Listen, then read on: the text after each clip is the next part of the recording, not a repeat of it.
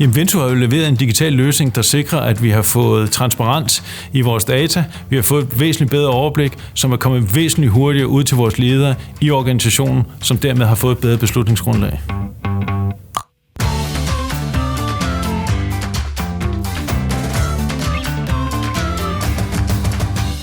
FTC sælger forsikringsløsninger til skades- og pensionsselskaber i Norden.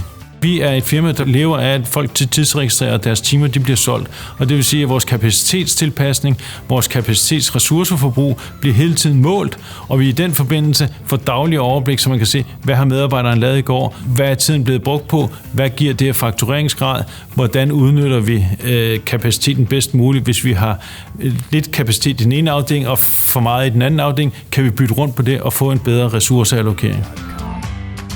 Da vi har haft data liggende i 4-5 forskellige systemer, har vi været nødsaget til at trække fra og kombinere selv.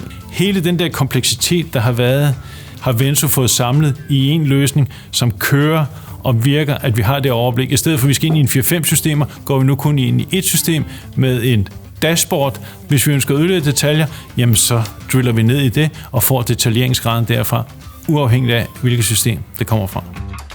Altså den løsning, som vi har fået udarbejdet af Vento, har jo gjort, at mange af de spørgsmål, som kommer til økonomiafdelingen, jamen de ligger jo nu, hvor svarene ligger ude hos dem, der har adgang til systemet.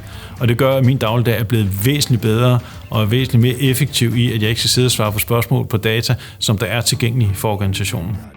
Det har helt klart været investering værd for FTC. Vi har fået et væsentligt bedre beslutningsgrundlag, og specielt under coronaen, da vi fik udarbejdet 2 nye rapporter natten over, jamen der har det gjort, at vi fra dag 1 var klar med at sige, fint, hvordan håndterer vi det her?